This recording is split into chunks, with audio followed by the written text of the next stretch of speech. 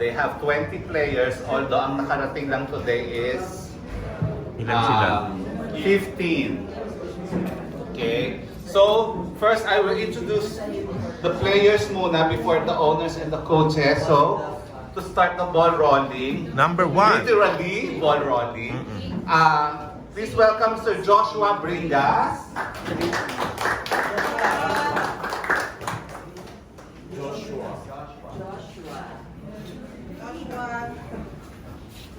And then we have Joshua Roque.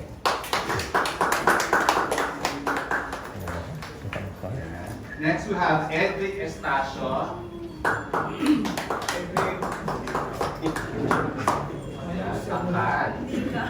Next we have Brian Lee Nabaira. Next we have Lorenzo Batan. And then we have Miguel Brian Cabrera. Next we have J.R. Barde.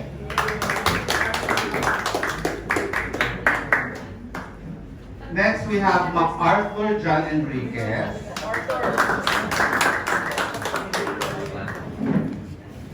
Next, Jefferson Comia. Next, Ajar Ujan.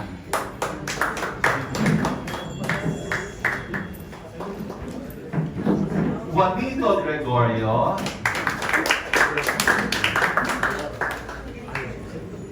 Nico Lau.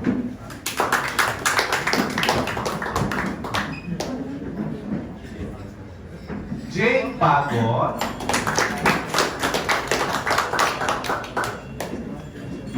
Brian Lazo.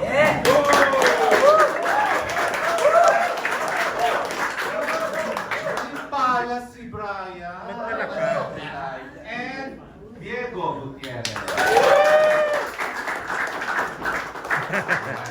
So, these are 16 of the 20 tama to ay 20 players. Yung apat something came out, pero okay naman ng 16. And now I will introduce to you the coaches. First we have Mr. Don Zamora from US.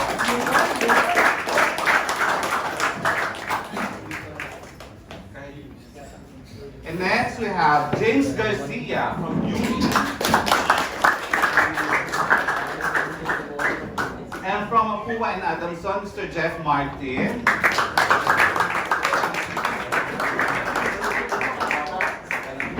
And the head coach from Mapuma and UE, Mr. Mickey Estrada.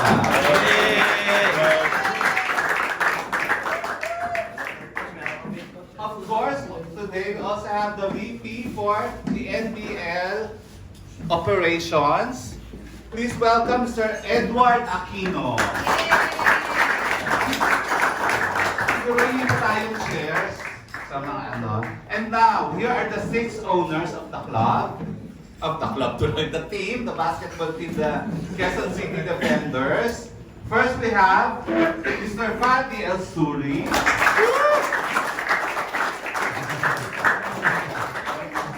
And then we have Mr. Lotlot de Leon. Next is Mr. Noel Garovillo. Kasi kayo dito dapat the owners. Wait, ayun ang mga And we owners. have nga kanina yung favorite na ng media kanina dahil kapag may problema, hingi ng tulong sa kanya. Attorney Sona Tamayo. At isa pang lalapitan nyo sa kung ano man, si Miss Ana Badhan. And of course, the friend of the friends, Miss Lotlot de Leon.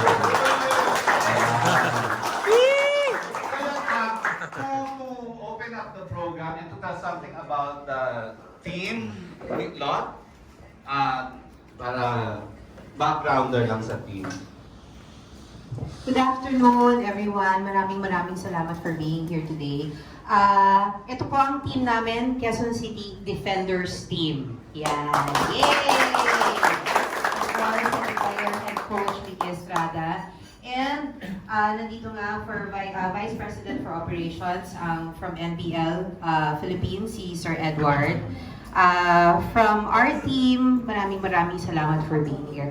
I think maybe we should start with Sir Edward for introducing what NBL is about and when the league is actually starting. Na, Sir Edward.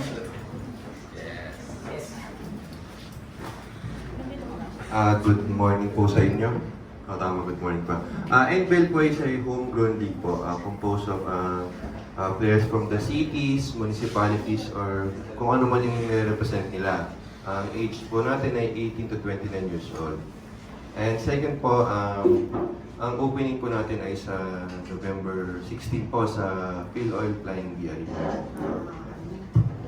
Yun lang po. And now, Alan. Alan Jonas from Band. Tanong ko muna si Lot at saka si Fadi na din. Ano naisip niyo at nag-handle, nagkaroon kayo ng ganitong team? Bakit kayo pumasok sa sports? Anong meron? Fadi, can you come over please? Actually, we've always been inclined with sports because before we had beach tennis. We were the first ones who introduced beach tennis here in the Philippines. But of course, that's a different story for another day. This was actually offered to us by NBL. When we found out that we were very interested right away. Mahilig po ako sa sports ako mismo dahil of course, as you know, ang isang miyembro ng team nila ay si Diego na anak ko. And I've always been very supportive of my son. And that is why alam ko yung nararamdaman ng lahat ng bata dito na nagsusumikap, talagang nagpapakahirap, nagpa-practice, because this is because of all the passion that they have with the sport, which is basketball. And I think, kaya siguro kami napunta dito ni Fadi, and because we also said yes, is because we want to be able to help them achieve their dreams. So kung ano man yung may tutulong namin, kami, ng grupo namin, ng team namin, para dito sa mga batang to, para ma-achieve nila yung mga pangarap namin, hand in hand with, of course, our head coach and our coaches, assistant coaches, and NBL, sana, marating itong mga batang to, ang gusto talaga nilang mapuntahan. So, yun ang pinakadahilan. Okay, good afternoon, everyone. From my side, I was really immediately interested only because with my background with helping kids, especially through Rotary and the community that we try to push forward for the Filipinos. And we don't need to forget that our league is also an amateur homegrown league. So the focus on the Quezon City players and the generation of Quezon City is going to help us improve the city mismo. And at the same time, we want to help them push with the career. At a certain point, they want to push into basketball or they want to push in something else. That's the time where we can be really in help. So for now, basketball is their career. We're going to help them as much as we can so that we can improve their skills and then let them shine. Thank you. Wow! Let them shine. At least, diba? Pwedeng bigyan kami ng background Background, kung saan galing sila, kung nag-audition ba for or nag-screen, paano sila napili. Sige. Yung team na din. No? Paano nabuo yung team? O paano din nabuo nga yung team. Yes. Coach Mika Estrada can answer that. Isa lang ang mic. Wala na bang mic? Guys, Cafe Ale. Good morning everyone. Unang-una, yung team, kasi pumasok ang team ni Boss Lot and Boss Fadi sa third season na. Ibig sabihin, meron siya pinanggalingan na first and second season. Most of the players here ay galing dun sa previous season. Tapos yung mga additionals, nagpa-tryout kami ng big man and we had 3 tryouts, diba? Para just to come up with a team na feeling ko papasok sa system ko. So QC Defenders is not a new team. Hindi siya new team. New system, new management and new system. But some of them kasi na hindi man sila magkakasama sa defenders, magkakasama sila sa ibang team. May mga amateur league sila pinaglalaroan tapos in-absorb namin sila. Pero may contract sila, exclusive contracts. Yeah. Yung meron silang mga exclusive contracts, right? Yeah, maybe I'll answer that. Okay, just to clarify, yes, they do have an exclusive contract with us, but at the same time, they cannot have a contract with a different city, with a different team, because the league itself is a homegrown. So if you are born in Quezon City, you cannot play for any city except Quezon City. And since our team is the only team representing Quezon City, so they will do their best to fit in within our team and our tryouts. Mga kalaban nila, mga ibang city na. Yes, our league, which is the best, the one of the things that made me interested about NBL is that the basic function of NBL works around cities, not a brand or someone's name that he wants to create a team. It's not like that. It's a city itself.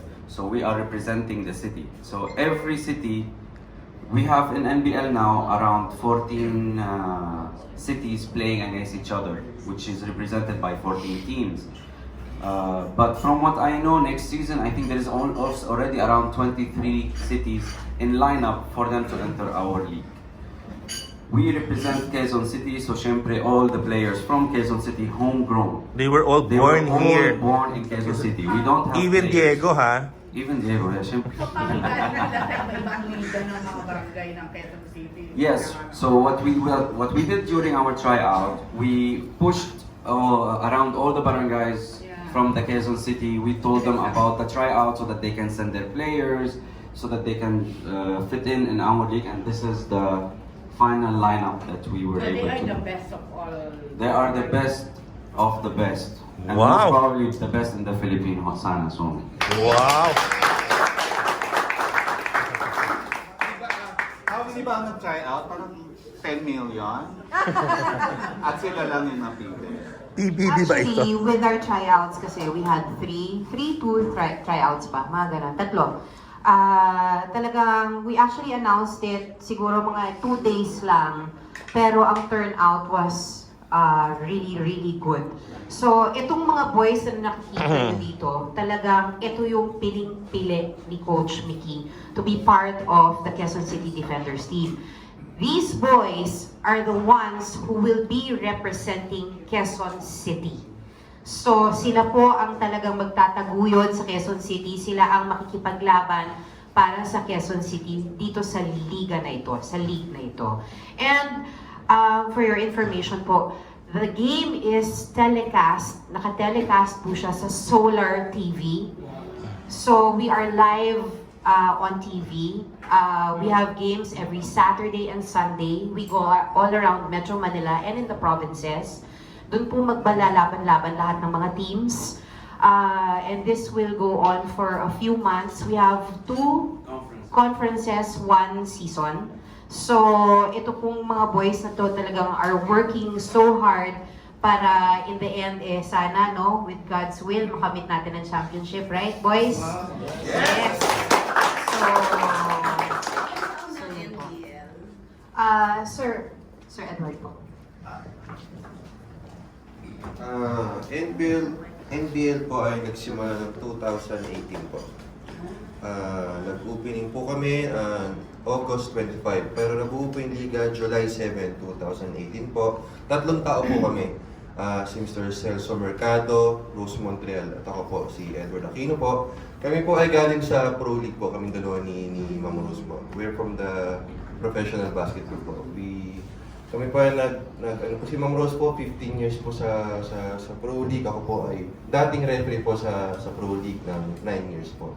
At ako po ay naging isang manlalaro din na tulad nila.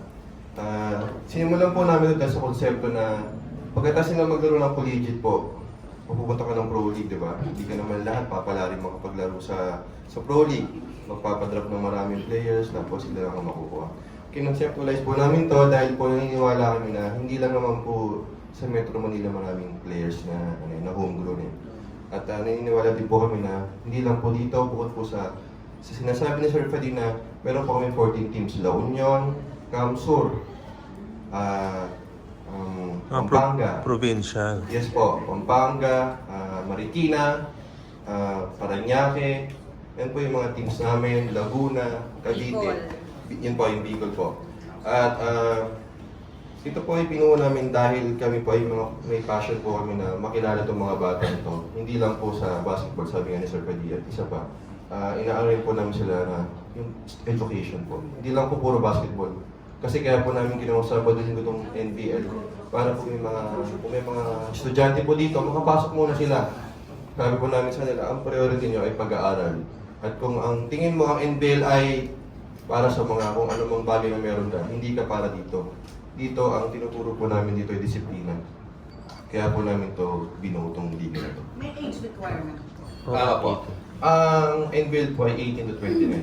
Ulitin ko po yung sinasabi ni Sir Fadi na ikaw ay pinanganak, at the same time, tumira ka sa Quezon City ng more than 10 years. Okay. At doon ka na lumaki. Kung yung family mo ay, kasi di ba, ang Metro Manila, maliit lang naman po ito eh.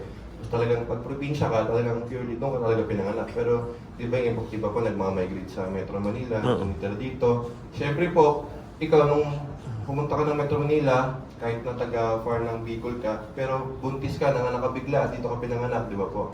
Dito na lumaki yung bata. Kahit po sabihin mong taga-Bicol sila, ano man, pero dito, mula nung pagkabata na dito sila pinanganak, dito sila lumaki, ay homegrown na rin po sila ng Quezon City. Okay. Ay, si Roldan ba yun? Hindi. Dinidirect ko lang po. Smile! Smile, oh. 6 ba? 6 ang di nakarating, guys. Tagilid yung compress. Compress mo, guys. Magkasya. Smile! Pasok pa. Asa na smile? Wow! Nakita mo lang. Hindi nakita. I'm...